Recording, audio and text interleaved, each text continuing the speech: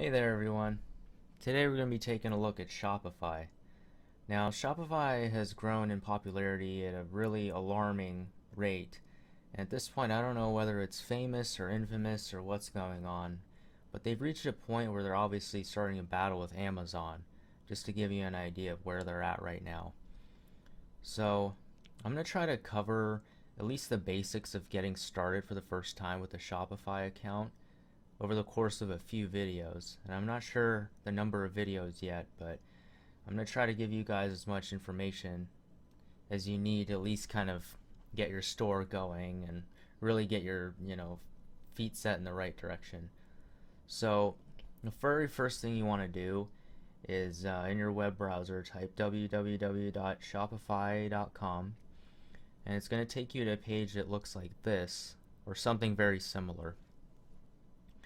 Now you're going to want to look for a blue button in the top right corner that says Start Free Trial. And you're going to want to click on that. And currently Shopify offers a 14-day free trial. That's pretty good because it gives you enough time to kind of settle in and start to learn the software a bit more, get your store kind of set up, and really begin to get comfortable with the software. There's some steps in here. There's, I believe, 3 pages of information you have to go through. And you don't have to set everything up right away, but once you get through it, you're going to end up in a page that looks like this. This is your main dashboard for your Shopify account.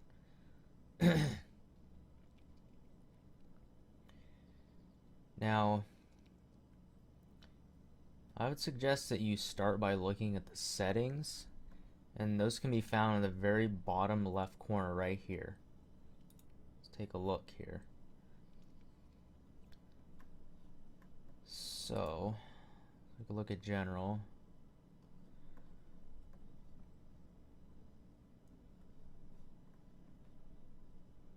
Got your, I believe it's just store address and business details here.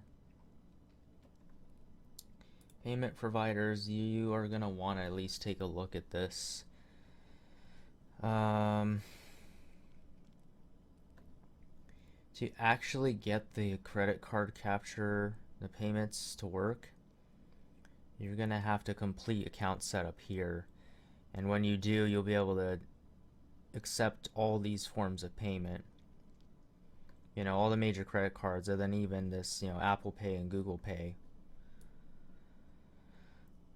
I also strongly suggest that you set up a PayPal, because a lot of people like to use PayPal. And then you have some other options here. Amazon Pay, you have other payment providers you can set up.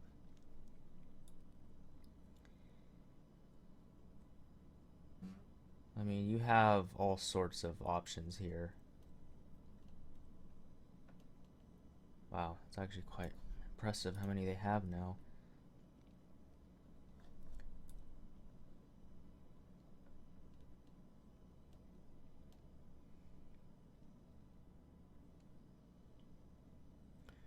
And I would actually suggest that you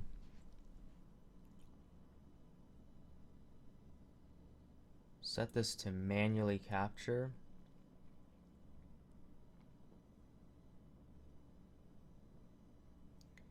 And the reason is because sometimes you actually get spam. I mean, not spam, but fraudulent orders on your site. It happens from time to time. And if you have this set to automatically, before you review the payment, you might end up with some obviously fraudulent payments that you auto capture and then you have to refund. Whereas, you can just take a look and see what's going on first and then just hit the accept payment button. So let's go back. Checkouts. So the settings here are fairly important regarding your your customers'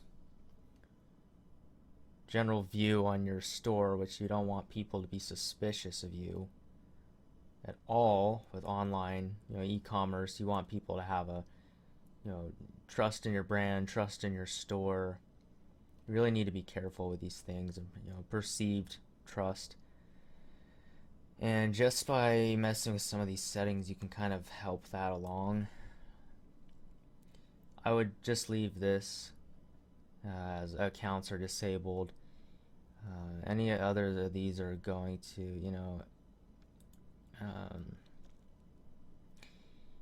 you can change this later to accounts are optional. This one I definitely don't recommend that you use, because this will force your customers to have an account through your store every time they want to check out, and that's not going to work out for you. For now, I wouldn't worry about it. You can likely change this option later.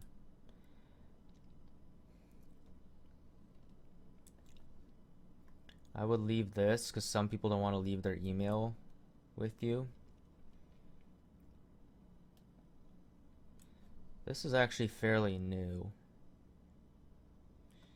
and I believe you should try this out. If you have this first option selected, I believe you should check this, because this is just a nice alternative to having the email updates for people's orders.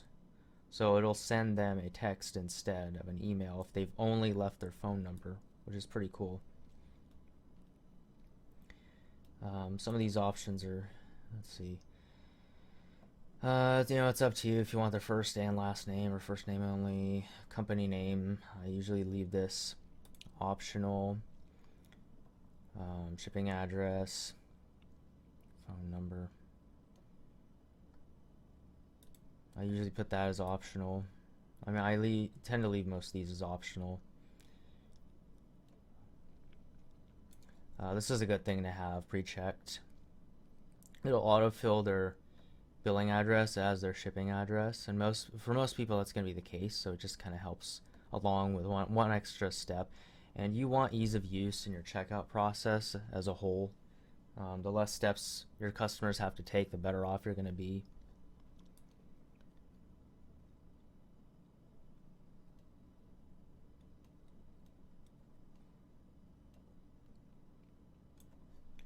I would leave this as is. Do not automatically fulfill. And this is okay the way it is. This doesn't really do too much for you, but this is if you know other HTML script here. Actually,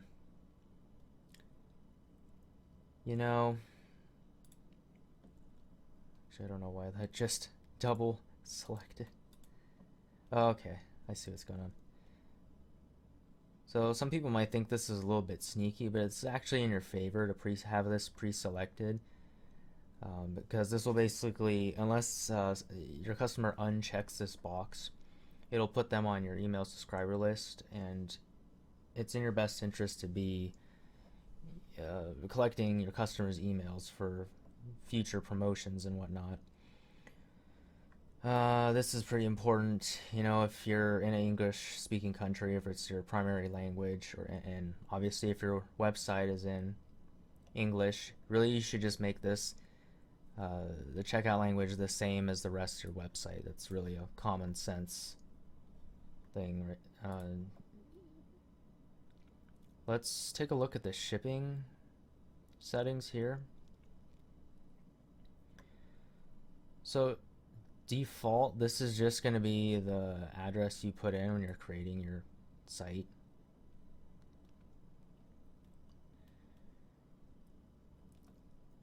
Your shipping settings are actually pretty important. So just a quick tip, let's say you're doing free plus shipping, for instance. This is really a place where you can use these weighted totals, calculated shipping totals to your advantage. So if you want to change something, just click the edit there.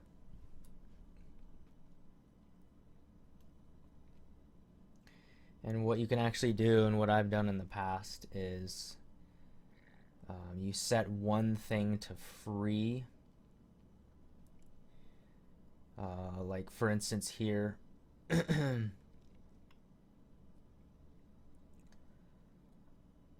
you know, anything between 0 and 0.99 pounds is going to be free shipping.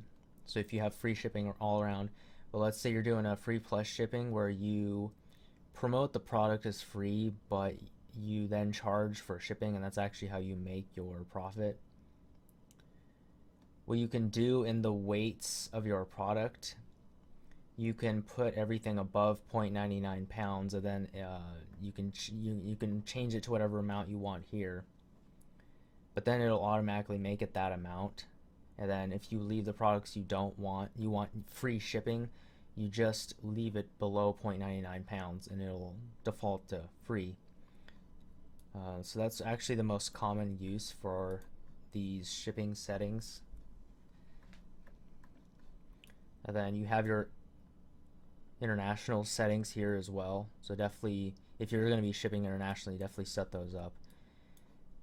You actually have options to get your rates through Shopify shipping if you're just shipping through your post office. But if you're doing drop shipping, this obviously won't be of a concern for you. You know, you have some label formatting stuff here. This is really everything down here is for your own personal prints for your shipping labels. And another quick thing is if you're doing a free plus shipping, you're doing the weighted shipping like I was just saying, make sure you edit this too, because this actually factors into here. Oh, that's interesting. They must have zeroed this out. They must have updated this. Just so you know, what this used to be is they used to actually put a weight in here, so your sample box used to actually factor into this, then it would mess everything up. You used to have to change this to 0, but now it's just zeroed out automatically. Good one, Shopify. It's a good catch there. I think enough people complained about it. I'm not even going to go to this tab. I'm definitely not an accountant. You're gonna want, if you really want professional advice here, you're gonna have to have an accountant, or just go through here and just read up. It's not really complicated, but I'd rather not even click on that tab. This is if you have multiple stock locations, like warehouses. That's really all this is for, locations. That's it. Notifications. So this one's interesting. This actually is sort of Shopify's built-in email notification / marketing. And this is the settings tab where you set all that up. Now, one that's specifically important that I want to go over is this abandoned checkout.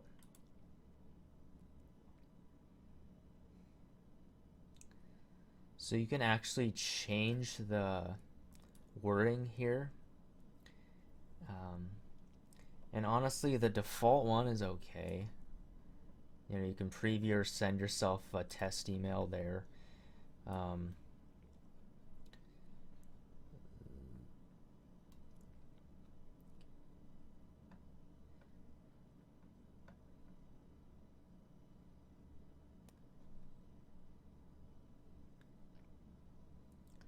Yeah, you're going to want to look through each one of these and see if they even apply to you first, and then of course update them. Files, this is only if you want to upload, you know, images, videos, and documents. Pretty self-explanatory. Sales channels, this is something else you need to take a look at after a while, not right away. We'll actually look at this later. Let's not bog ourselves down. Account, this is where you want to go for all your account, your you know, account specific information like logins and well, it's really logins mainly. Billing.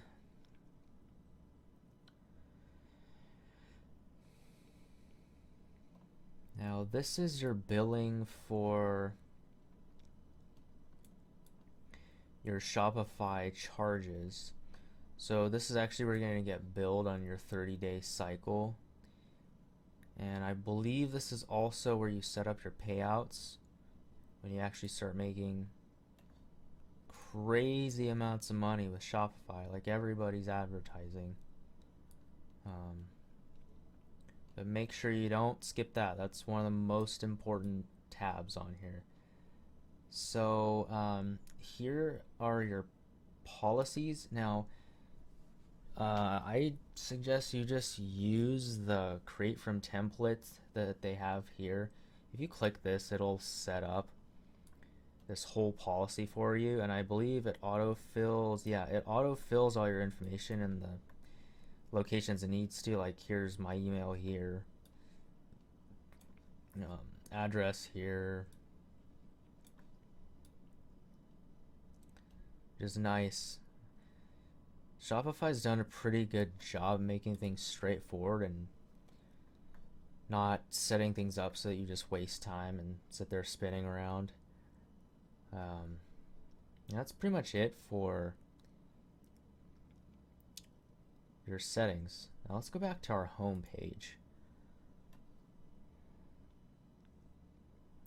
Oh boy, they want me to select a plan.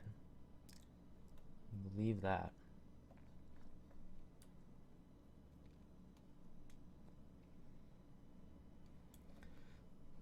Now, your basic Shopify plan is really all you need to get started, and honestly, it's what most people use, and it has really all the features you should need. If you ever get to the point that you need these, obviously switch over, but I would suggest you just start with this one.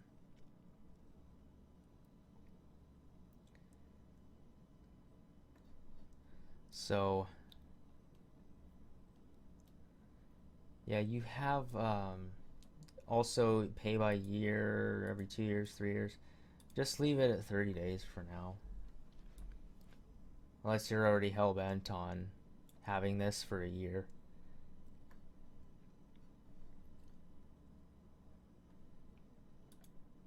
Let's see if it'll allow me to.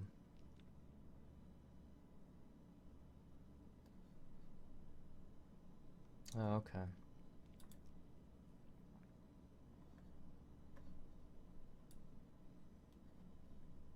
Preferences. Okay, here's another important tab. So you definitely want to visit this, I would say, before even creating your store.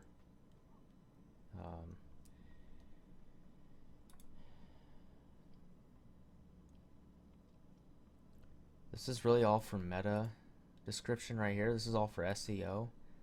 So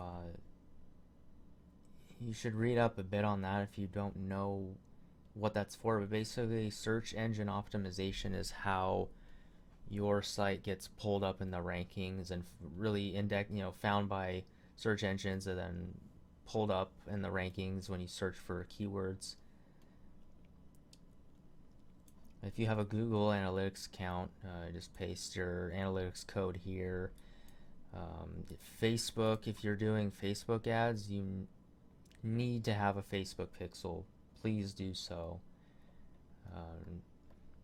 Paste just your pixel ID here, just that long string of numbers, and then every time you make any changes, always hit save, by the way. Always hit save. And then this here is this will actually come active if you preset your plan. But basically, when you first go to your site's URL, that page, the first page you enter, is going to be password protected until you toggle this off. So that's just to keep other people from going on your site when you're still building it, or if you're not ready to open the site up to traffic yet.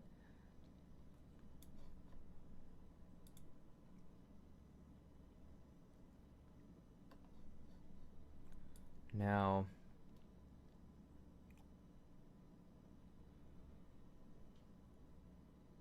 the way Shopify works is they use what's called themes to set up the actual,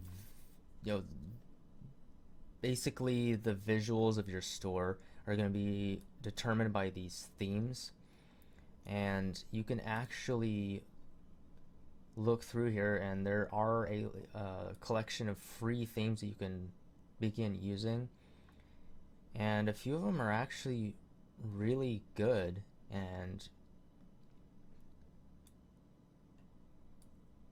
you can totally use these free themes and do just fine. Really, the only time you might think about getting a paid theme later is if for some reason one of these themes just doesn't really cut it for you.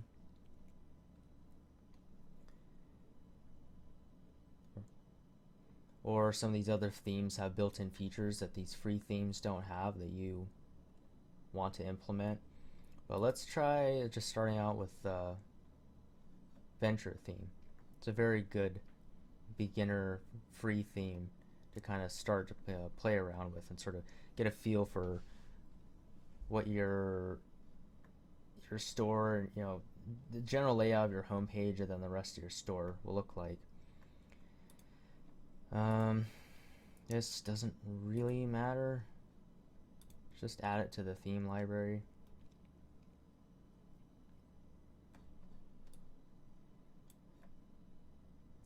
So you're going to see this here in this list now. The very first thing you're going to see, it's called Debut, which is also a theme. But you're going to see buttons pop up several places. You can just click here, and this will actually take you to the editor for your store.